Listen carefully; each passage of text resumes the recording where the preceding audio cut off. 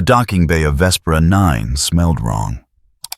Constantine had walked into enough cursed places to recognize the scent incense layered over rust ozone beneath burnt offerings and something else. Something that tasted like ash on the back of his tongue. The kind of ash that came from things that shouldn't burn. He stood at the base of the shuttle ramp trench coat, hanging open one hand, fishing for his cigarettes, while the other stayed loose at his side. The coat was filthy, caked with grime from a dozen worlds he hadn't asked to visit, and the shirt underneath had given up on being white sometime during the previous century. His tie hung crooked. He hadn't bothered fixing it. Behind him, boots struck deck plating in perfect rhythm. Inquisitor Lisa Vorn descended the ramp like she was judging every rivet in the floor. Her black coat didn't move with her body so much as flow layers of fabric and hidden armor that whispered of authority backed by the capacity for surgical violence. The rosette at her collar caught the dim station lights a splash of gold and crimson that marked her as Ordo Malleus, demon hunter, witch finder, licensed executioner. Constantine lit his cigarette and didn't look back. "You will address me properly when we disembark," Vorn said. Her voice was cold and precise, the kind of tone that expected obedience because it had never been denied. Constantine exhaled smoke through his nose. "Sure thing, love." The silence that followed had teeth. He could feel her stare drilling into the back of his skull, weighing whether shooting him now would save time later. Probably what he thought. But she needed him, or at least she needed what he knew, and that bought him enough leash to be an inconvenience. "You are an asset." Vorn continued each word carved from ice, retained at considerable cost to properly vet your expertise. "You will comport yourself with the dignity befitting an agent of the Holy Ordos, or I will have you flogged and deposited in the lower hive to reflect on your inadequacies." Constantine turned halfway, just enough to catch her in profile. Pale skin, sharp features, hair pulled back so tight it could have been painted on. Eyes like black glass, intelligent, ruthless, and utterly convinced of her own righteousness. She wore that conviction the way some people wore scars. "Dignity," he said, tasting the word. "Right. I'll try to remember that while we're poking around in whatever fresh hell you've dragged me to." Vorn's expression didn't shift. It didn't need to. Your reputation preceded you, Constantine. A man who traffics with powers beyond mortal comprehension. A heretic who somehow remains useful enough to avoid the pyre. She stepped past him, boots clicking against metal. "See that you remain useful." Constantine watched her walk toward the exit, flanked by a pair of armored thugs in the black carapace of inquisitorial stormtroopers. Their hellguns were maglocked to their chests, but their hands weren't far. They moved like professionals, eyes scanning spacing perfect, ready to turn any conversation into a kill zone at a moment's notice. He took another drag and followed. The corridor beyond the docking bay was a study in Imperial excess. Buttresses carved with aquilas and skulls, vaulted ceilings lost in shadow walls, lined with bronze plaques, commemorating centuries of faithful service to the God Emperor. Everything was too tall, too grand, built to remind anyone walking through that they were small, and the Imperium was infinite. Constantine had seen bigger. He'd also seen what happened when infinite met the wrong kind of attention. They descended through a series of lifts and transit tubes, each one bringing them deeper into Vespera 9's sprawl. The hive world was a city stacked on top of cities, chung after chung of habitation blocks and manufactorums and shrines. All of it fed by conveyor systems and servitor labor, and the kind of desperate grinding faith that kept people moving when hope would have told them to lie down and quit. By the time they reached the mid-levels, the architecture had shifted from grandiose to functional. Narrower halls, lower ceilings, walls stained with centuries of grime and devotional graffiti. Pedestrian traffic thickened, laborers in shabby robes, menials with augmetic limbs, scribes clutching data slates like holy texts. They all moved with the same exhausted rhythm, heads down, mouths moving in soft prayer. That was the first thing Constantine noticed. The prayer.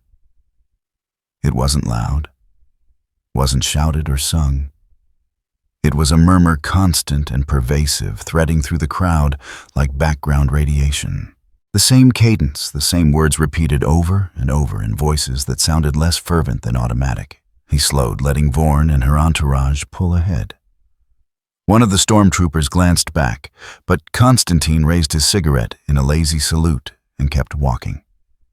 His attention fixed on a woman standing near a transit junction, head bowed, lips moving in sync with the ambient chant. Blessed be the light that cleanses. Blessed be the flame that renews. In His name, we are made whole. Simple, rhythmic, and utterly, profoundly wrong. Constantine had heard enough prayers to know the difference between devotion and compulsion. This wasn't worship. It was recitation. The woman's eyes were open, but unfocused, staring at nothing while her mouth shaped words she'd probably said 10,000 times. There was no passion in it, no conviction, just repetition, smooth and mechanical as a cogitator running the same script. He moved closer, angling past a cluster of pilgrims. The woman didn't react, didn't even blink. Her hands were clasped in front of her knuckles, white, and there was a faint tremor in her fingers. Not fear, not devotion. Exhaustion, maybe. Or something deeper. Something that came from running the same subroutine until the hardware started to fray. Oi, Constantine said softly. You all right, darling? Nothing. The prayer continued unbroken. He reached out, not touching, just getting close enough to see her face clearly. Her skin was pale, waxy, with dark smudges under her eyes, like she hadn't slept in weeks, but her expression wasn't strained. It was smooth, peaceful almost. The kind of peace that came from not having to think anymore. Constantine pulled back. The air around her felt cold, colder than the rest of the corridor, and there was that smell again, ozone and burnt offerings and ash that shouldn't exist. Constantine. Vorn's voice cut through the crowd like a blade. She stood 20 paces away, hands clasped behind her back, watching him with the kind of patience that wasn't actually patient at all. We are on a schedule. He stubbed out his cigarette on the heel of his boot and pocketed the butt. Old habit. Leave no trace. Just sightseeing. Save your observations for the briefing, Vorn said, turning sharply. The confessor is waiting. They continued deeper, passing through checkpoints manned by armed ecclesiarchy militants and servitors wired into the walls like biological security cameras. Each checkpoint waved them through the moment Vorn's rosette flashed. But Constantine could feel the weight of scrutiny pressing down from every angle. This place didn't trust strangers. Didn't trust much of anything, really, except the Emperor and the daily grind of survival. The shrine district opened up ahead, like the inside of a cathedral carved from a mountain. Vaulted arches stretched hundreds of meters overhead, supported by columns wide enough to house entire tenement blocks. Stained glass windows, actual glass, a luxury on a hive world, cast fractured light across stone floors, polished smooth by millions of footsteps. Statues of saints and martyrs lined the walls, their faces serene and terrible eyes fixed on some distant glory. And everywhere the prayer, louder here echoing off stone and glass, a constant hum that vibrated in Constantine's teeth. thousands of voices all saying the same thing, all locked into the same rhythm. Blessed be the light that cleanses. Blessed be the flame that renews. In His name, we are made whole. It wasn't just the prayer, though. It was the way people moved through the space. Orderly. Too orderly. No shoving, no jostling, no petty arguments over space near the shrines. Just smooth, coordinated flow like blood through veins or water through pipes. A system operating at maximum efficiency. Constantine had been a lot of places. Seen a lot of faith. This wasn't faith. This was protocol. Vorn led them to a side chapel cordoned off by red rope and a pair of stern-looking deacons. One of them stepped forward, hand raised in blessing or warning. Hard to tell which, but Vorn's rosette shut him down before he could speak. The deacon paled and stepped aside. Inside the chapel was smaller, but no less ostentatious. Candles burned in iron stands, their flames perfectly still, despite the lack of ventilation. Icons covered the walls, layered so thick it was hard to see the stone beneath. And at the far end, standing before an altar draped in red silk, was Confessor Halbrecht. He was a big man, broad-shouldered and barrel-chested, with the kind of presence that filled a room just by existing. His robes were black, trimmed with gold, heavy fabric that rustled like armor when he moved. A thick beard framed his jaw, shot through with gray, and his eyes, dark and burning, fixed on Constantine the moment he entered. "Inquisitor Vorn." Halbrecht said, his voice deep and resonant, the kind of voice that could preach to thousands without amplification. "You bring the outsider." "I bring an asset," Vorn replied smoothly. "One who may provide insight into certain irregularities." Halbrecht's gaze didn't leave Constantine. "An asset. This is the man you claim can discern the fingerprints of the ruinous powers, where our own rituals and protocols have found only purity." Constantine met his stare without flinching. He'd been judged by demons, angels, and everything in between. An angry priest didn't rank. "You've got a miracle on your hands," he said, keeping his tone light. "Miracles are great, except when they're not. Explain yourself." "Your people are praying," Constantine said, gesturing vaguely toward the district beyond. "All of them. Same words, same rhythm, same everything. That's not worship. That's a script." Halbrecht's expression darkened.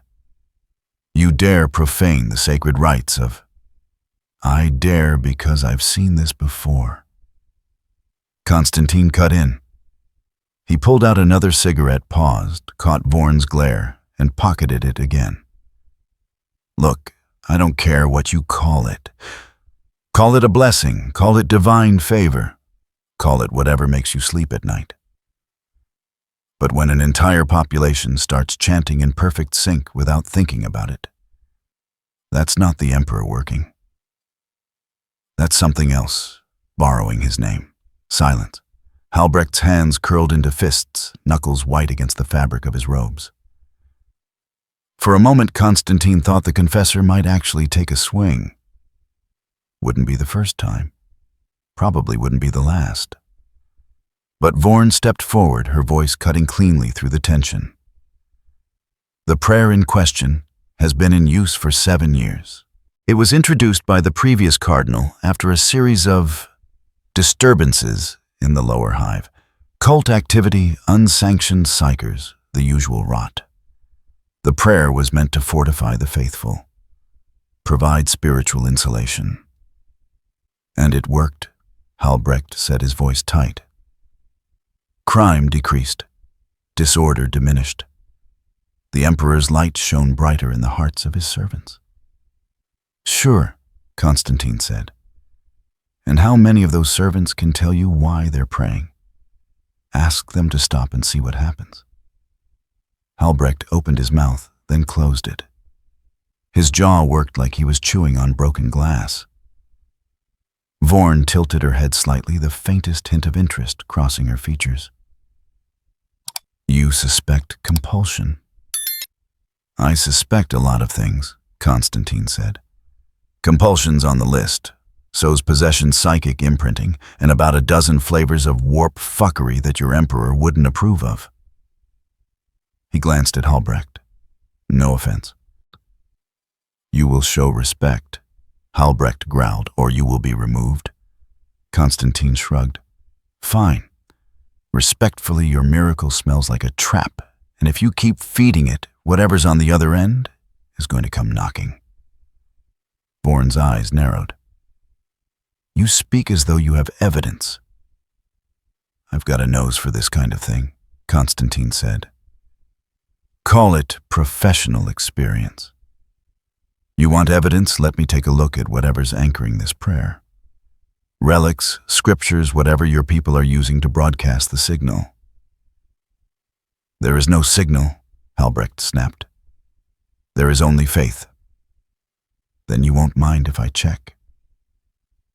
The silence stretched.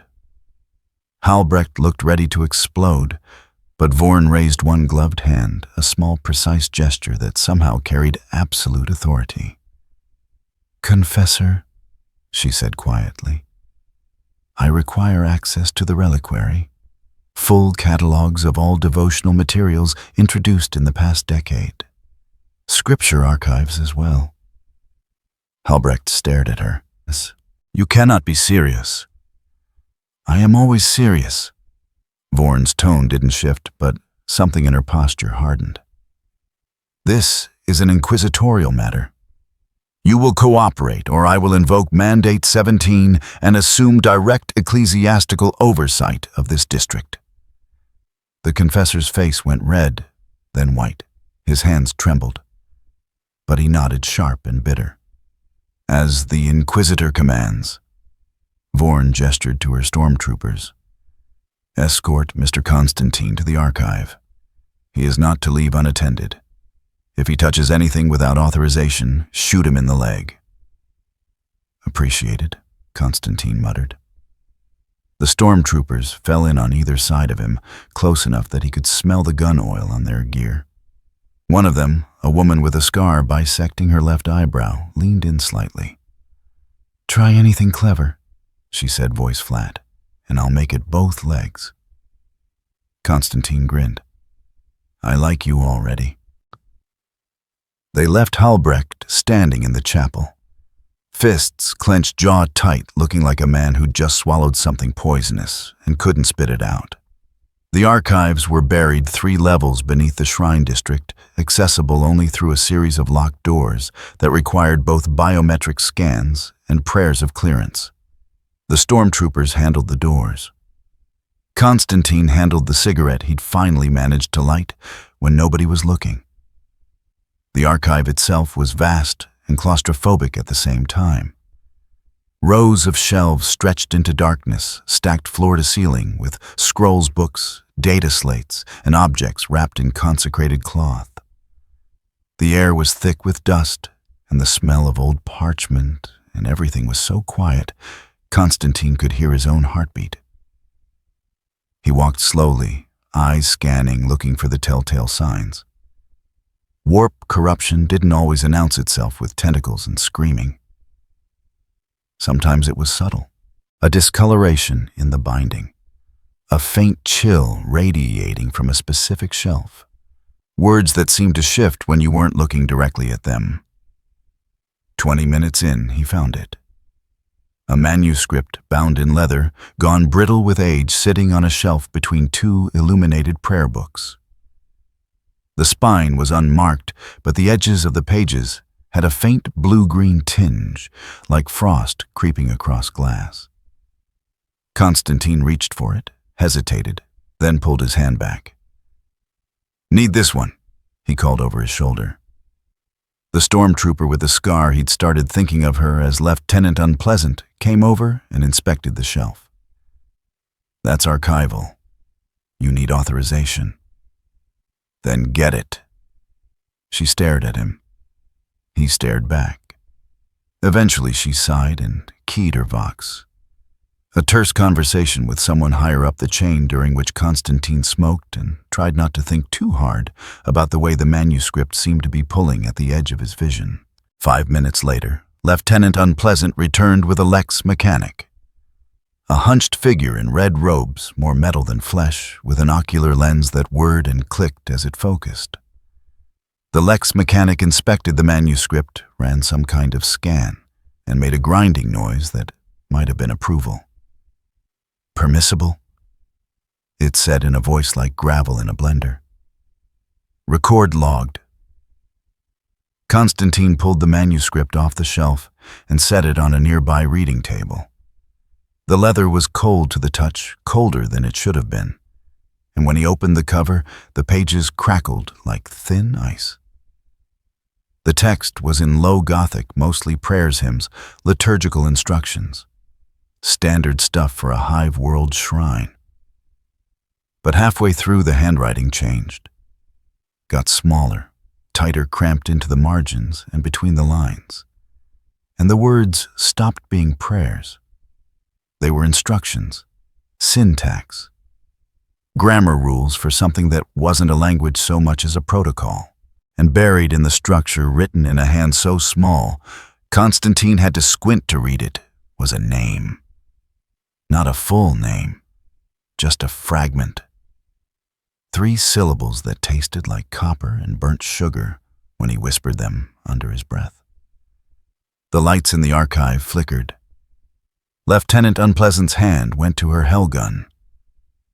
"What did you do?" "Nothing," Constantine said, which was technically true. He closed the manuscript carefully, making sure not to disturb the page he'd marked. "But I know what this is." "Explain." Constantine looked up at her, then past her to where the shelves stretched into shadow.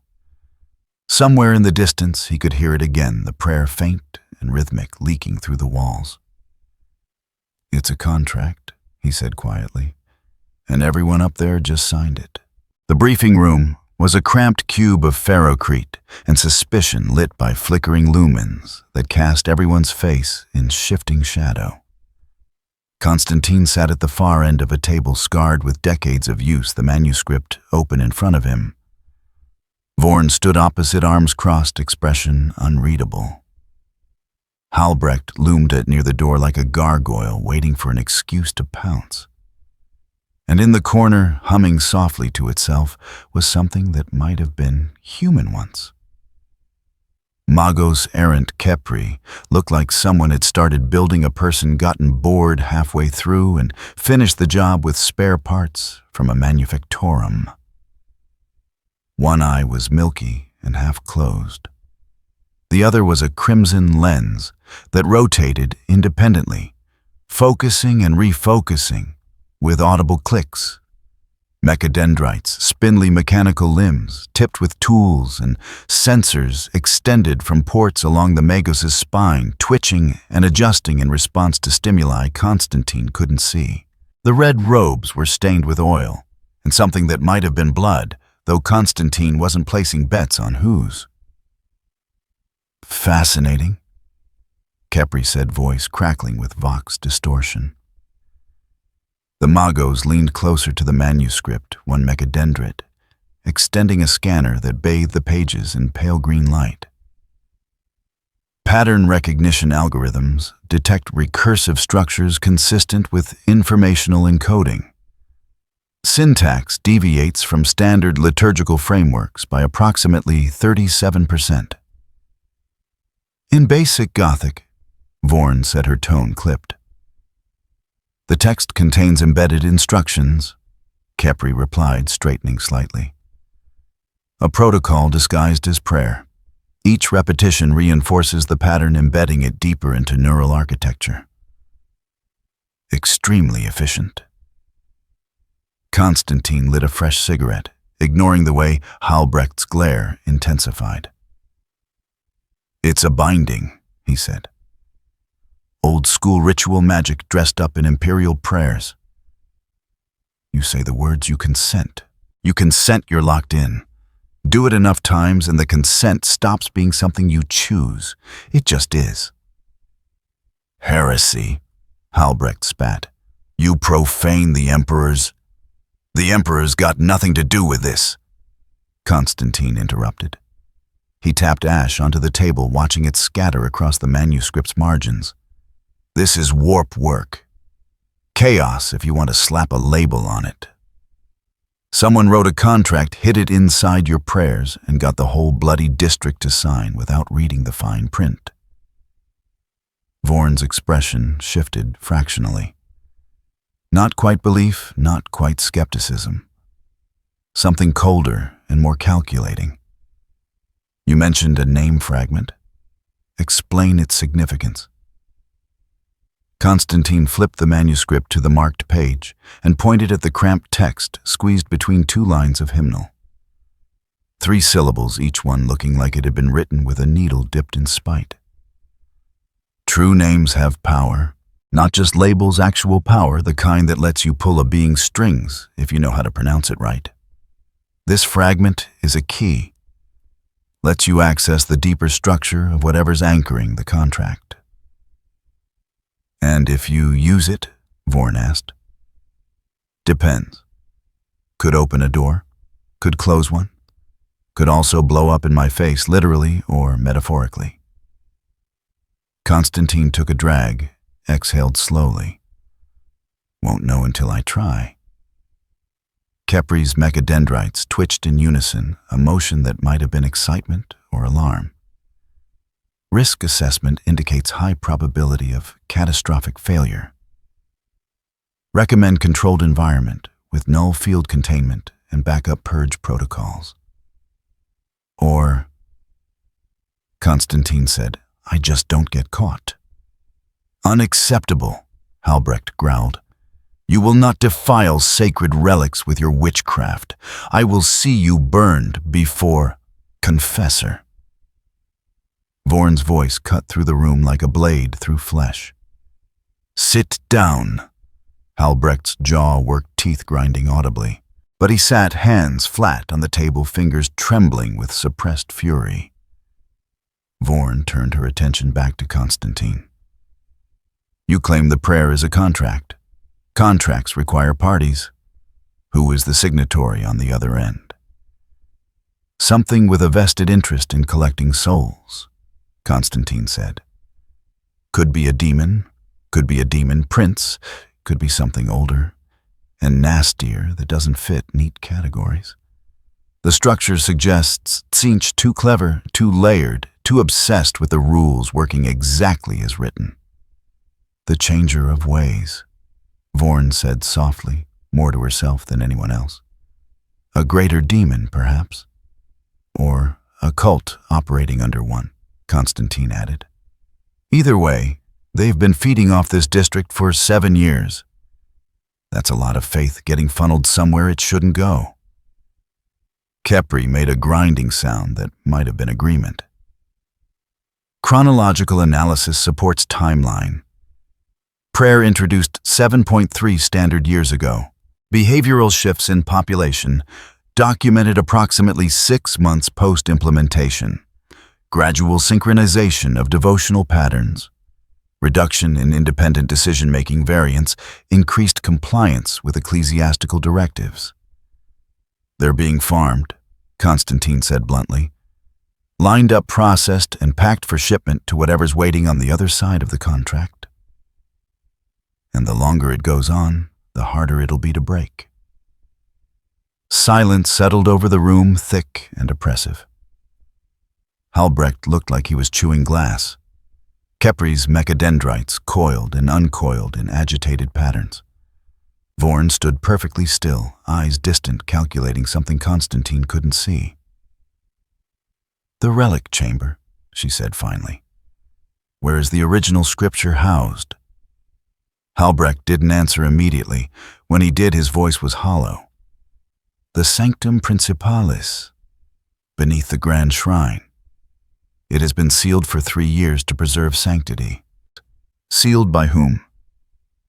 By order of Cardinal Voss, before his departure. Constantine's instincts twitched. Departure as in retired, or departure as in mysteriously vanished? Halbrecht's silence was answer enough. Vorn's lips thinned. I require access to the sanctum, immediately. Impossible, Halbrecht said, shaking his head. The seals are sacred. Breaking them without proper rites would... Vorn interrupted, voice dropping to something low and dangerous. I am not asking for your blessing.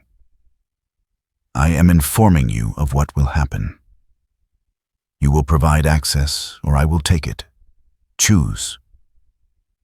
Halbrecht looked at her for a long moment, something ugly and desperate flickering behind his eyes. Then he nodded, stiff and bitter. As the Inquisitor commands. The descent to the sanctum took 20 minutes and 3 separate lifts, each one older and less maintained than the last.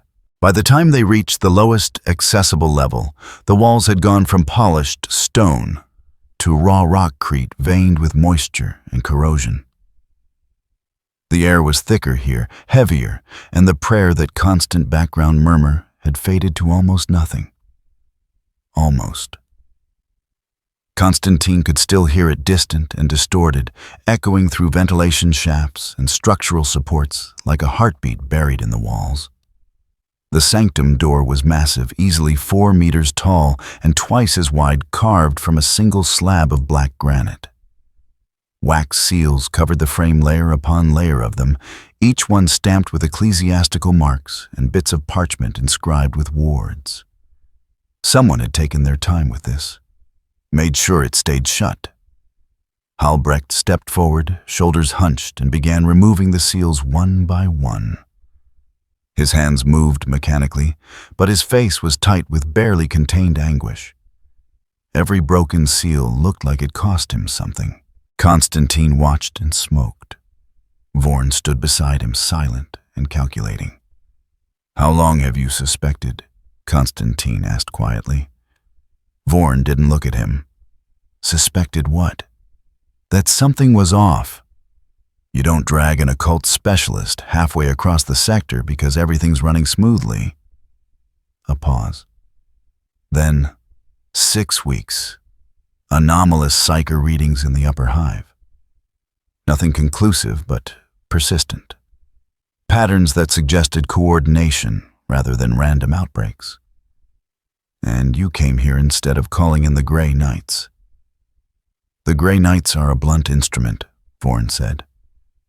Effective but indiscriminate. If the corruption is systemic, their solution would be exterminatus. I prefer precision. Constantine glanced at her. That, or you want to keep whatever's in there for yourself. Vorn's expression didn't change, but something in her posture shifted fractionally. You presume much. I've met your type before, Constantine said. Radical inquisitors who think they can wrestle chaos into a bottle and use it for the Emperor's glory.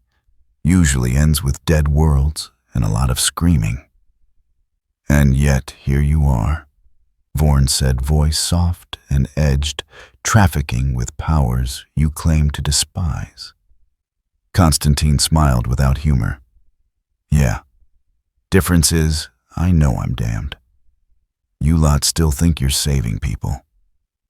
Before Vorn could respond, Halbrecht pulled the last seal free.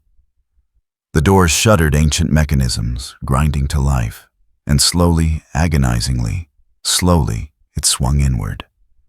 Cold air rushed out, carrying with it the smell of incense and something else. Something rotten beneath perfume. Constantine's skin crawled. He dropped his cigarette and ground it under his heel, then stepped through the doorway. The sanctum was smaller than he'd expected. A circular chamber maybe 10 meters across walls, lined with alcoves holding relics wrapped in silk and velvet. Candles burned in iron stands, their flames perfectly still.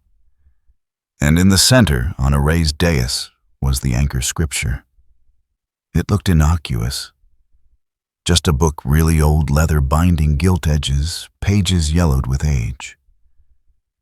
But the air around it was wrong. bent somehow like light refracting through glass that shouldn't exist, and the cold radiating from it was sharp enough to cut. Constantine approached slowly, every instinct screaming at him to turn around and run. He'd felt this before, the weight of something vast and patient pressing down from angles that didn't line up with reality. Warp corruption, yes, but refined. Deliberate. This wasn't random mutation or demonic rage. This was architecture. He stopped a meter from the dais and crouched, squinting at the base. Symbols had been carved into the stone, not crude graffiti, but precise glyphs arranged in overlapping patterns. Binding circles, containment runes, anchors, to keep whatever was inside the scripture from bleeding out too fast. "Kepri," he called over his shoulder. "Need your eyes on this." The magos approached mechadendrites, extending scanners that bathed the dais in multicolored light. Data streamed across Kepri's ocular lens, reflected in tiny glowing characters. Fascinating. Geometric precision suggests non-human origin. Pattern language approximates known warp resonant frequencies, but incorporates asymmetries consistent with deliberate obfuscation. Can you translate negative, insufficient reference data? However, structural analysis indicates purpose amplification and distribution. This artifact functions as a broadcasting node. Constantine nodded slowly. So the scripture's the heart. Sends the signal out, keeps the prayer synchronized across the district. Break the scripture, break the connection. Inadvisable, Kepri said immediately. Catastrophic release of accumulated psychic energy would likely trigger localized warp breach. Casualty projections exceed acceptable parameters. How many? Minimum 30,000 immediate fatalities. Maximum complete planetary corruption within 72 hours. Constantine stood jaw tight. Right. Can't smash it. Can't leave it. Brilliant. There's another option, Vorn said from behind him. She'd moved closer, boots silent on the stone, and now stood just outside the dais's perimeter. Containment. If the artifact can be isolated and transported, it can be studied, understood, perhaps even utilized. Constantine turned to look at her. You want to weaponize it. I want to ensure the Imperium benefits from our enemy's failures. Vorn replied, voice calm and absolute. This is an opportunity. Daemon binding on this scale, refined and functional, such knowledge could turn the tide in 100 war zones. Or it could blow up in your face and take half the sector with it. Vorn's smile was thin and humorless. That is a risk I am prepared to accept. Constantine stared at her pieces clicking into place. The delayed response. The lack of gray knights. The way she'd maneuvered everyone into position, keeping Halbrecht off balance, and Constantine close enough to be useful but not trusted. She'd known. Maybe not all of it, but enough. And she'd come here not to stop the corruption, but to claim it. You're insane, Constantine said quietly. I am practical, Vorn corrected. The Imperium is dying, Constantine. Slowly, perhaps, but inevitably. We need every advantage, every weapon, every edge we can scrape together. If that means walking close to the line, so be it. This isn't close to the line, Constantine shot back. This is signing your name on the wrong side of it. Vorn's expression hardened. And you are in no position to lecture me on morality. You who bargains with demons and sells fragments of your soul for cigarettes and cheap victories. Constantine opened his mouth to respond, then stopped. Because she wasn't wrong. Not entirely. He'd made deals, broken rules, crossed lines he couldn't uncross. The only difference, was that he'd never pretended it was righteous. "How long do we have?" Vorn asked, turning to Khepri. The Magos consulted its readouts. Current psychic accumulation rate suggests critical mass within 6.4 hours. Recommend immediate evacuation and orbital bombardment as failsafe. Unacceptable, Vorn said flatly. Prepare containment protocols. I want this artifact secured and ready for transport within 4 hours. Inquisitor, Halbrecht said, voice strained. You cannot mean to remove the anchor scripture. It is sacred. The people depend on it. The people, Vorn said, voice cold as void ice, are already lost. They simply do not know it yet. Halbrecht recoiled as if struck. You would damn them, abandon them too. I would save what can be saved, Vorn interrupted. The scripture is a weapon. Leaving it in the hands of chaos is unacceptable. Destroying it is wasteful. Therefore, I will take it. Constantine watched the exchange mind racing. Vorn wasn't just radical. She was committed, locked into a course that would end with either spectacular success or catastrophic failure. And she'd already decided which outcome mattered more. Which meant she was predictable. And predictable meant exploitable. Fine, Constantine said, stepping back from the dais. You want to play Demon Wrangler? That's your funeral. But you're going to need me to actually touch that thing, without it eating your soul. And I've got conditions. Vorn's eyes narrowed. State them. First, I want full access to whatever data Khepri pulls from the scripture. No redactions, no classifications. I need to know what I'm dealing with. Acceptable. Second, if this goes sideways, and it will, I'm not taking the fall. You want the glory, you get the blame. Vorn's smile returned colder than before. Agreed. Anything else? Constantine met her gaze and held it. Yeah. When this blows up in your face, don't say I didn't warn you. He turned back to the dais, pulled the fragment name from memory, and began to whisper.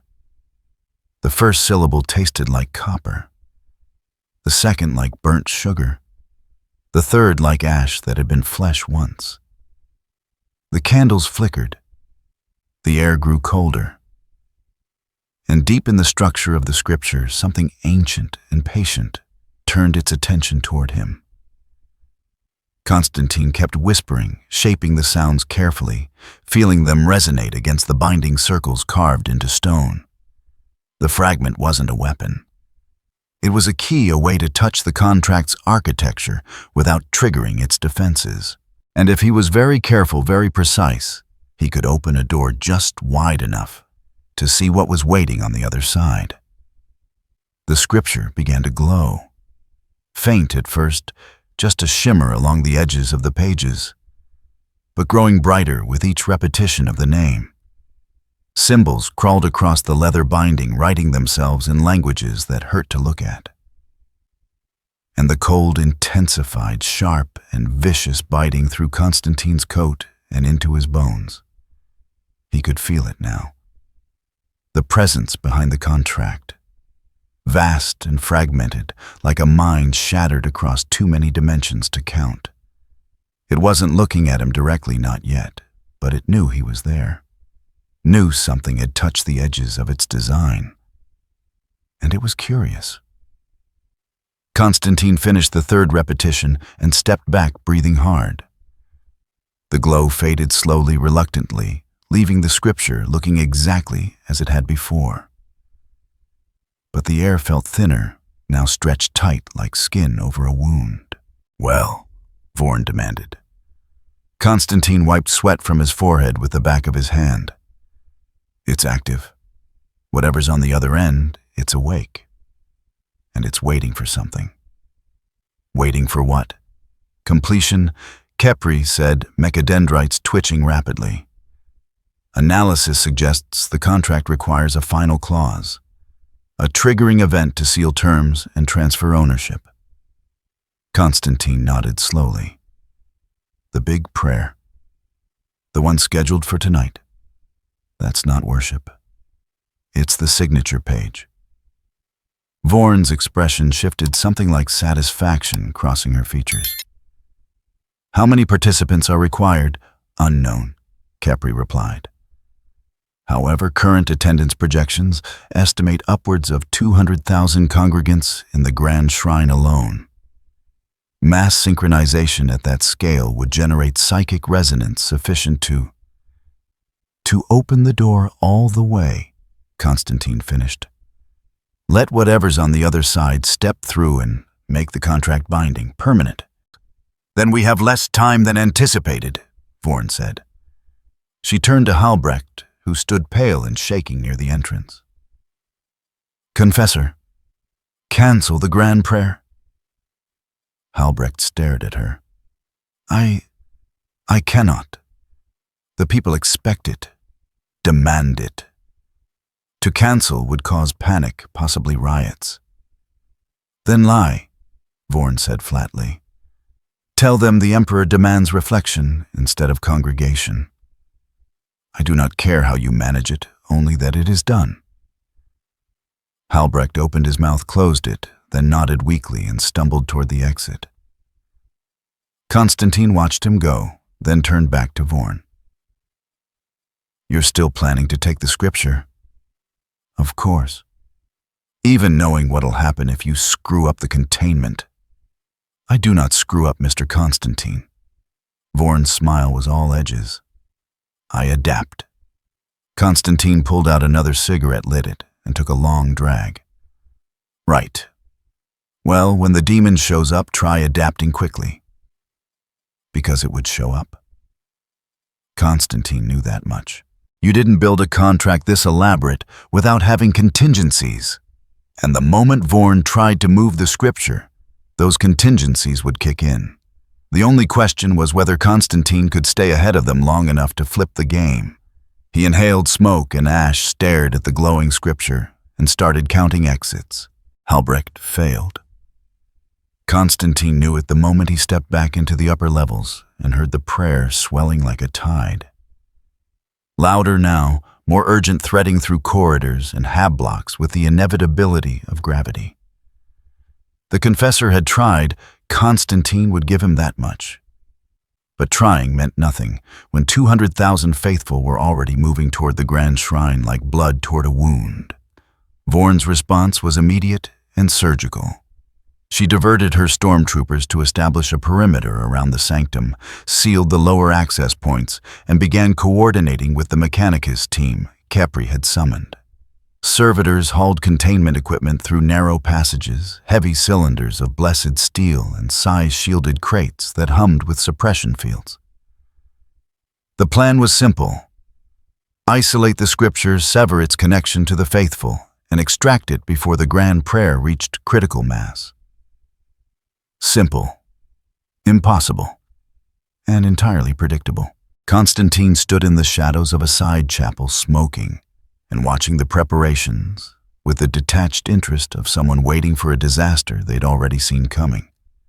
Vorn moved through the chaos like a conductor gestures precise orders, clipped and absolute. She believed she had control, believed she could cage something that had spent 7 years weaving itself into the spiritual architecture of an entire district. She was wrong. Constantine had known people like her before. Brilliant, ruthless, convinced their intellect could master forces that didn't care about intellect. They always ended the same way, screaming or silent, broken by something they'd tried to bind. He wasn't about to let that happen. Not because he cared about Vorn particularly, but because when radical inquisitors went down, they tended to take entire populations with them.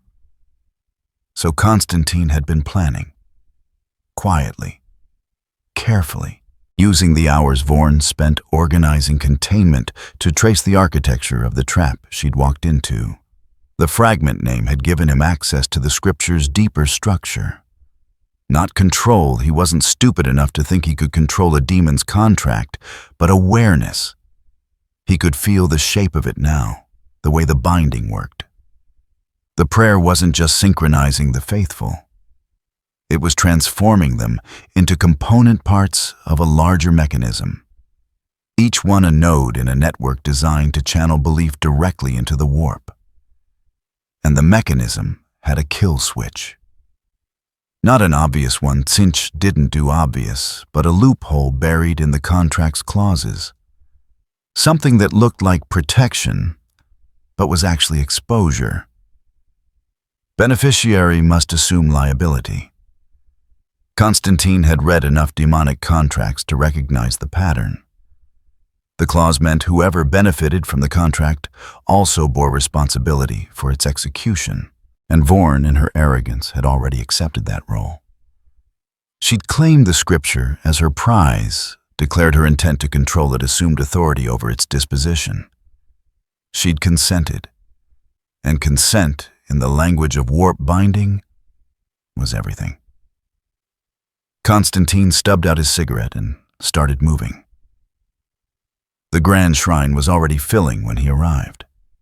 Pilgrims packed the nave shoulder to shoulder, faces blank and serene lips moving in perfect unison. The prayer rose like steam, condensing into something almost visible in the incense-thick air. Constantine could taste it copper and burnt offerings, and that underlying wrongness that made his teeth ache. He pushed through the crowd, ignoring the blank stares and automatic genuflections. Nobody challenged him. Nobody even seemed to notice. They were already halfway gone, minds locked into the rhythm of the prayer bodies moving on autopilot toward their assigned positions. At the front of the shrine near the altar, Halbrecht stood rigid and pale. His hands gripped his Crozius so tightly, the knuckles had gone white and sweat beaded on his forehead despite the cold. He looked like a man watching his faith collapse in real time. Constantine stopped beside him. Didn't work then. Halbrecht's voice came out hoarse. I tried. Emperor witness, I tried. But they would not listen, would not stop. He turned to Constantine, eyes wide and desperate. What have we done? You trusted a miracle without checking the warranty, Constantine said. Not unkindly, but not gently either. Happens more than you'd think. Can it be stopped? Constantine considered lying, decided against it. Maybe, if I'm very clever and very lucky, and if your Inquisitor doesn't get us all killed first. Halbrecht flinched. She means to take the scripture. She means to own it, Constantine corrected. Big difference. One's theft, the other's signing your name on a demon's contract and thinking you're the one in charge. Then we must stop her. We must survive her, Constantine said. Everything else is negotiable. Before Halbrecht could respond, the temperature dropped. Not gradually, instantly, like someone had opened a door into vacuum. Breath misted. Metal contracted with sharp pinging sounds. And the prayer, that constant background murmur, shifted pitch. Got deeper, hungrier. Constantine's instincts screamed. He spun, scanning the shrine, and saw it beginning. The faithful weren't just praying anymore. They were glowing. Faint traceries of light crawled beneath their skin, following veins and nerve pathways pulsing in time with their words. The light was blue-green, the color of deep water or old ice, and it was spreading, jumping from person to person, like a current through linked conductors. It's starting, Constantine muttered. The signature phase. Halbrecht stared in horror. What do we do? You stay here. Keep them calm if they wake up. Constantine was already moving, shoving through the crowd toward the side exit that led down to the sanctum. I'm going to do something profoundly stupid. Constantine. If I'm not back in 10 minutes, run. He didn't wait for a response. The corridor down was empty. The stormtroopers pulled away to reinforce Vorn's perimeter, and Constantine took the stairs 3 at a time. His coat flapped behind him, pockets heavy with the few ritual components he'd managed to scavenge: salt iron filings, a fragment of consecrated bone he'd lifted from one of the reliquaries. Not much, but maybe enough. The sanctum door stood open, light spilling out in sickly blue-green waves. Constantine paused at the threshold, breathing hard, and assessed the situation. Vorn stood on the dais, one hand extended toward the scripture. Around her, Kepri's servitors had erected a containment framework of steel pylons connected by cables that crackled with suppression energy. The Magos itself stood to one side, mechadendrites moving frantically, adjusting settings and compensating for readings that clearly weren't going according to plan. And the scripture was open. Pages turning on their own, faster and faster, words bleeding off the parchment and into the air as visible script. The binding circles carved into the dais were glowing, straining cracks forming in the stone, as something vast and patient pressed against them from the other side. "Inquisitor," Constantine called, keeping his voice level. "This is a bad idea." Vorn didn't turn. "I have it under control." "No," Constantine said, stepping into the sanctum. "You really don't." The scripture's glow intensified. The temperature dropped another 10 degrees, and somewhere in the structure of reality, something laughed not with sound, but with the twisting of probability and the bending of narrative. "Containment failing," Kepri announced, voice edged with distortion. "Warp breach imminent. Recommend immediate withdrawal." "Hold position," Vorn snapped. "Reinforce the null field." "Null field is at maximum output. Insufficient to counteract current resonance levels." Vorn's jaw tightened. For the first time since Constantine had met her, she looked uncertain. Not afraid fear would have required admitting she'd miscalculated, but uncertain. "Magos, I gave you an order." "Orders are irrelevant if compliance results in catastrophic failure," Kepri replied. The mechadendrites retracted sharply, and the servitors began dismantling the containment framework with jerky, panicked movements. Vorn turned finally, and the look she gave Constantine could have flash-frozen blood. "This is your doing." "Actually," Constantine said, pulling out his last cigarette and lighting it with shaking hands, "this is yours. You accepted liability. You claim the scripture. That makes you the beneficiary. And beneficiaries, according to the contract, you didn't bother reading, assume full responsibility for execution." Vorn went very still. "Explain." "The contract needs someone to complete it," Constantine said. "Someone with authority, someone who's consented. You volunteered the moment you decided to take ownership. Congratulations. You're about to become the anchor point for a demon manifestation." The color drained from Vorn's face. Not much, she had too much control for that, but enough. "That is not possible. I have wards, protections." "Wards protect against external threats," Constantine said. "This isn't external, you invited it in." The scripture flared. Pages ripped free and dissolved into light, reforming as geometric patterns that hung in the air like frozen lightning.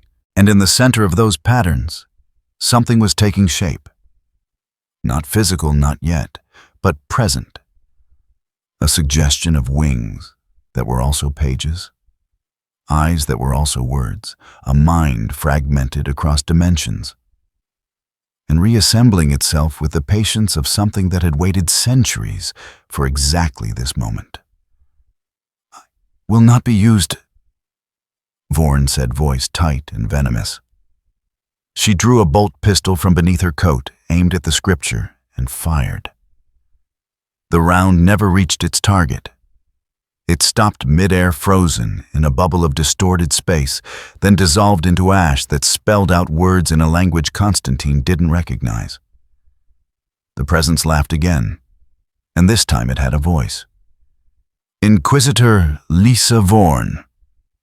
The words came from everywhere and nowhere, resonant and amused. You have claimed ownership of this instrument, accepted its benefits, assumed its liabilities. The contract is binding. The terms are clear. You will serve as the vessel through which faith is refined into sustenance. I refuse, Vorn snarled. Refusal is not an option enumerated in the agreed-upon clauses. Constantine stepped forward, inserting himself between Vorn and the forming demon. Actually, he said, exhaling smoke, there's a clause you're forgetting. The presence shifted its attention to him.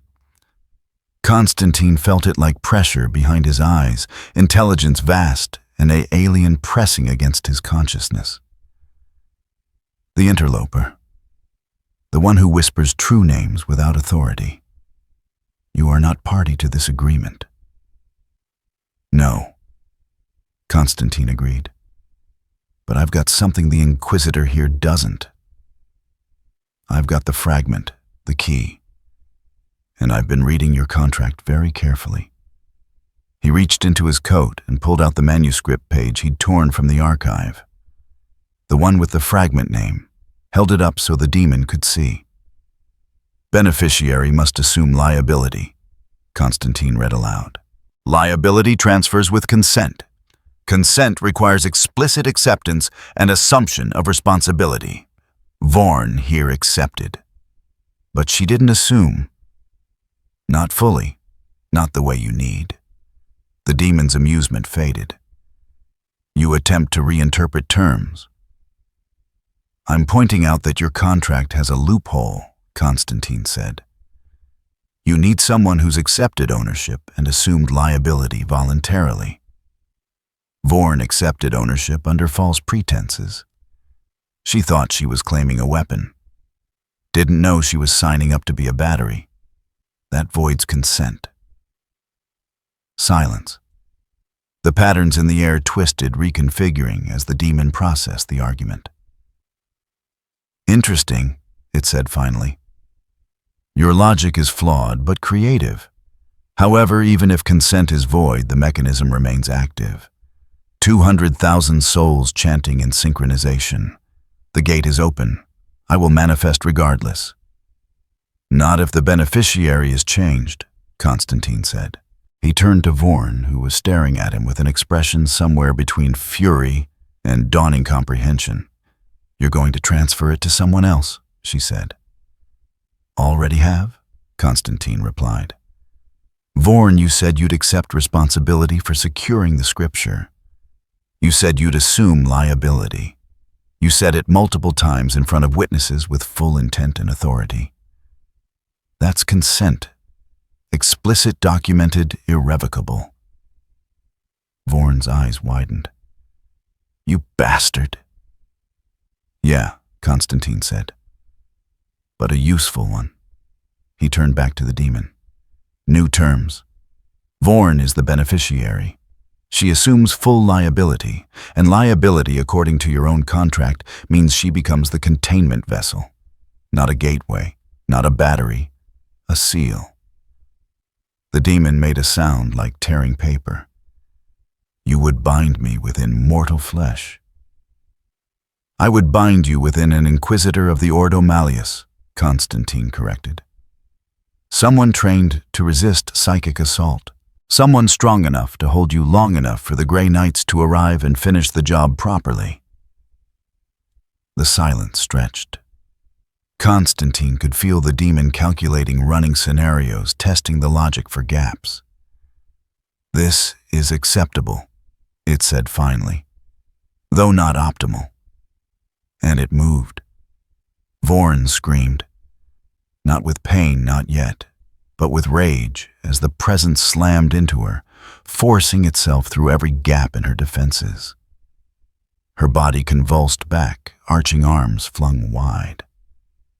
The rosette at her collar flared with holy light, wards activating automatically, but they weren't designed to stop something she'd already consented to. Constantine grabbed Halbrecht's arm as the confessor appeared in the doorway, dragging him forward. "I need you to pray. Not the tainted prayer. Something clean. Something that reinforces her as an anchor, not a gateway." Halbrecht stared at Vorn, horror and pity warring on his face. Then he nodded, gripped his crozius, and began chanting. Old prayers from before the corruption. Words of binding and sanctification hammered into faith by centuries of use. Khepri moved without prompting mechadendrites extending to inscribe containment runes on the floor around Vorn. The Magos worked with mechanical precision, turning the dais itself into a prison. Constantine added his own contributions, salt and iron filings scattered in geometric patterns, the bone fragment crushed and mixed with his own blood. It wasn't clean magic, wasn't sanctioned, but it worked, anchoring Vorn's physical form to real space while the demon tried to reshape her from within. The screaming stopped. Vorn collapsed, hitting the stone hard, and lay still. For a long moment, nobody moved. Then Vorn's eyes opened. One was dark and human. The other glowed faint blue-green, reflecting light from angles that didn't exist. "Clever, citizen," she had said. "But temporary." "Long enough, she ain't known," Constantine replied. He keyed his borrowed vox and sent a single encrypted burst. A signal he'd prepared hours ago when he'd first realized how this was going to end. 3 minutes later, the sanctum doors blew inward. Grey knights poured through power armor gleaming silver in the sickly light nemesis weapons already active and burning with holy fire. At their head was Justicar Thane, a mountain of ceramite and sanctified wrath. "Secure the area," Thane ordered, voice booming through external speakers. "Prepare containment protocols. If it moves, purge it." Constantine stepped back, hands raised, cigarette still smoldering between his lips. "She's your problem now." Thane's helm turned toward him. "You will remain for debriefing."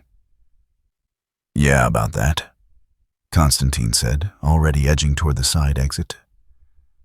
"I've got somewhere else to be. Urgent business. Galactic-level stuff." "Unacceptable." Constantine bolted. He made it 3 corridors before the Grey Knights caught up, but by then he'd already disappeared into the maintenance tunnels Khepri had helpfully mapped for him. The Magos had been surprisingly cooperative once Constantine explained that the alternative involved everyone dying horribly.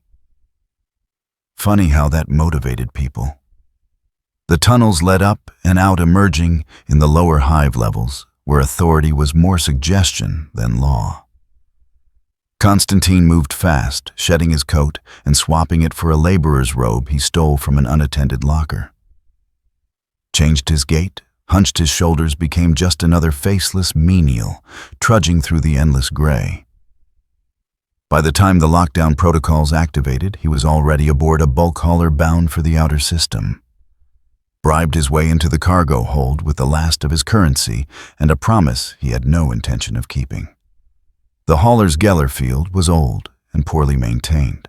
Constantine could feel it flickering weak spots forming in the barrier between real space and the warp.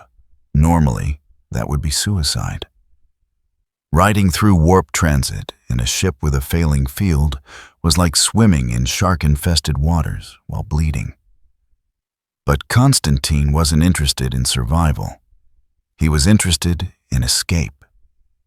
He found the weakest point in the field, a stress fracture near the aft cargo bay, where the hull plating had been improperly welded, sat down cross-legged, pulled out the manuscript fragment, and started whispering the name again.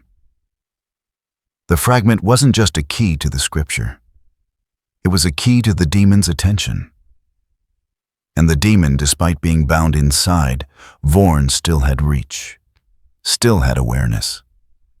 Constantine felt it notice him, felt that vast, fragmented intelligence shift focus. "You want out of this universe?" Constantine said quietly. "I want out of this universe. We've got compatible goals." The demon's voice threaded through his skull like wire. "You propose a bargain." "I propose a trade," Constantine corrected. "You let me use the fragment as a navigation marker, a signature that doesn't belong in this reality. I ride the dissonance back to where I came from. In exchange, I leave you the fragment itself, a seed, a little piece of your contract logic planted somewhere new. You would seed corruption in your own realm.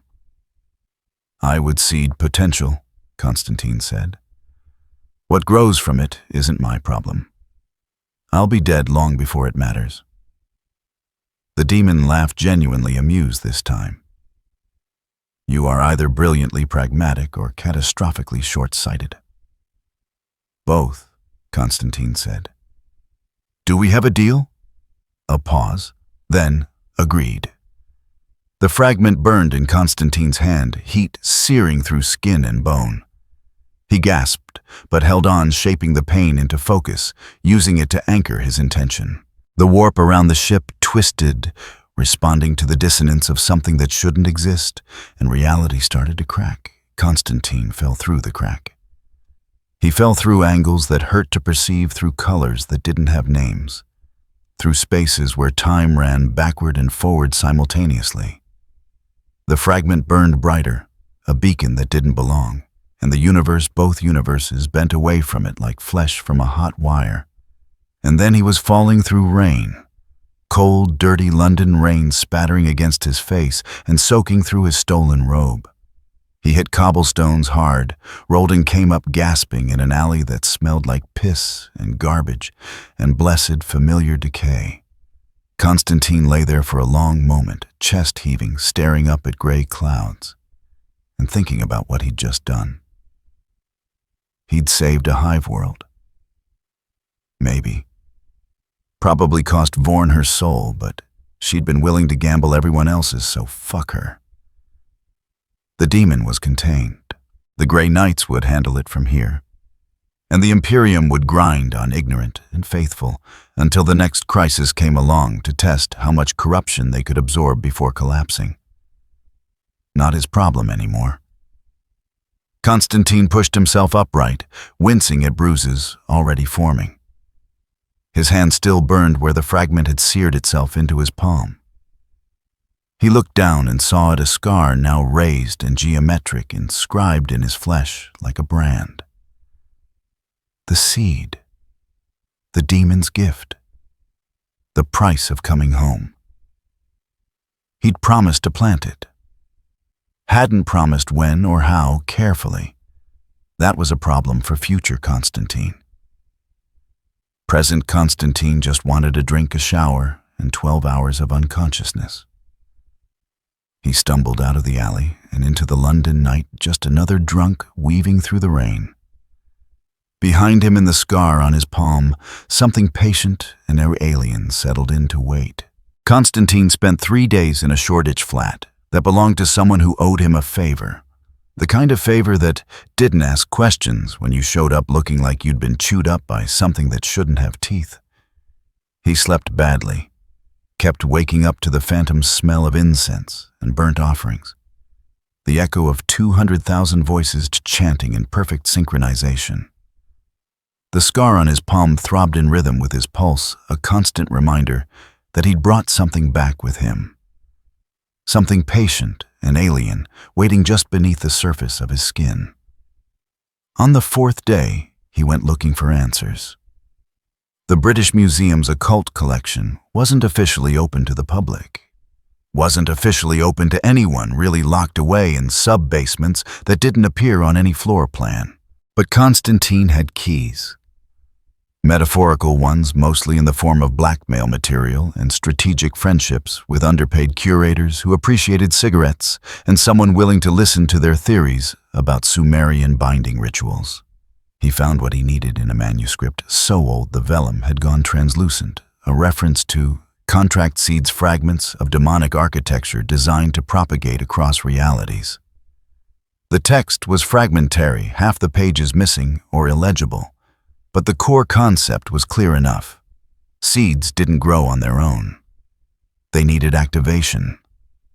A ritual, a moment of crisis, someone stupid or desperate enough to water them with the right kind of attention. Until then, they were dormant. Potential rather than present. Constantine closed the manuscript and sat back, rubbing his eyes.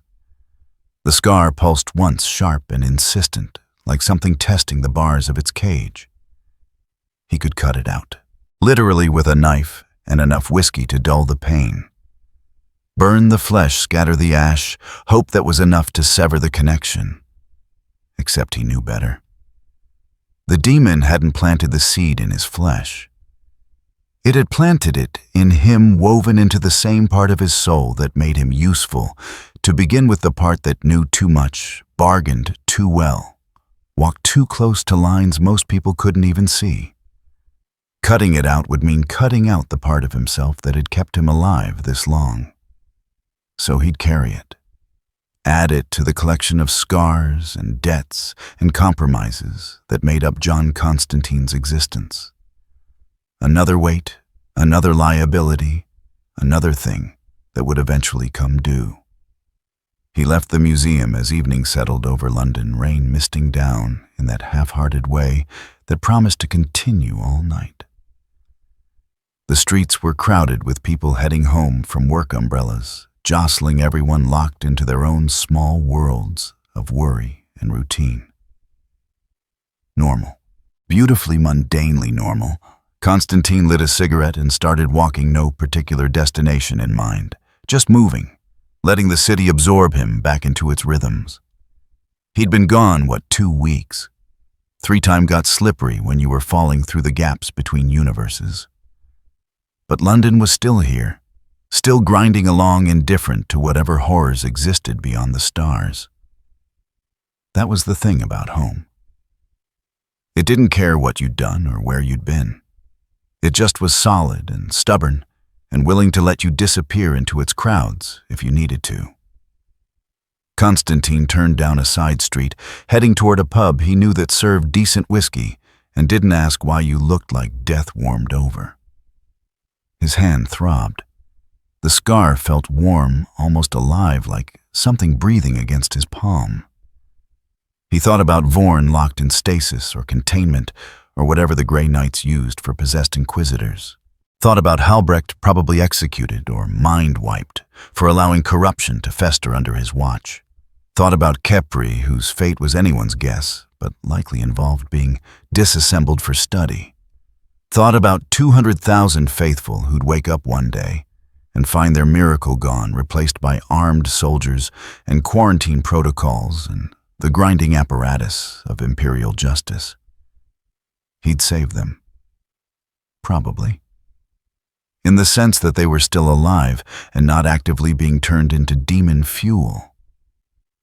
Whether they'd thank him for it was another question entirely. The pub's door opened with a familiar creak. Warm air and the smell of beer and old wood washed over him. Constantine stepped inside, found a corner booth, and ordered a double. The whiskey burned going down. Good burn, clean and sharp, cutting through the taste of ash that had been stuck in his throat since Vespera 9. He drank slowly, savoring the simple pleasure of being somewhere that didn't want to kill him, or use him, or bind him to contracts written in languages that predated sanity. His phone buzzed. Constantine pulled it out, squinting at the screen. Unknown number. No message, just a single image, a purity seal torn and blood-stained, lying on rain-slicked cobblestones. He stared at it for a long moment, then deleted it and pocketed the phone. Someone knew he was back. Someone from that other universe, or someone working for them, tracking the ripples he'd left behind. The seal was a message: we know what you did. We know what you took. We'll be in touch. Constantine finished his whiskey and signaled for another. Let them come. He'd survived inquisitors and demons and the collapse of reality itself. Whatever came next, debt's consequences or the slow unraveling of the seed growing in his palm, he'd handle it the same way he'd handled everything else. One cigarette at a time, one bad decision at a time, one impossible choice after another until the choices ran out, or he did. Outside, the rain continued to fall. Inside, Constantine sat in his corner booth, drinking and smoking and waiting for the next disaster to announce itself. It always did. The scar on his palm pulsed once more, a reminder and a promise. Something patient and alien settling in for the long game. Constantine raised his glass to it. Cheers, you bastard. Welcome to Earth. And he drank alone in the warm dark, while London ground on around him, indifferent, eternal, and utterly unaware of what he'd brought home. Vespera 9 survived, though the Shrine District did not. Grey Knights purged 3 levels, executed 700 witnesses, and sealed the sanctum beneath enough blessed concrete to entomb a titan. Inquisitor Vorn remains in containment, alive, possessed and screaming theorems in languages that predate mankind. The Ordo Malleus debates whether she is prisoner or weapon. The debate continues. Confessor Halbrecht died by his own hand 3 days after the purge. His final confession, recorded and classified, spoke of faith weaponized and prayers turned predatory. The Ministorum burned the recording. Some truths corrode too deeply. Magos errant Kepri vanished into the Mechanicus archives. Rumor suggests the Magos is now documenting contract architecture seeking to reverse engineer demonic binding protocols for imperial use. The Fabricator General has neither confirmed nor denied this project's existence.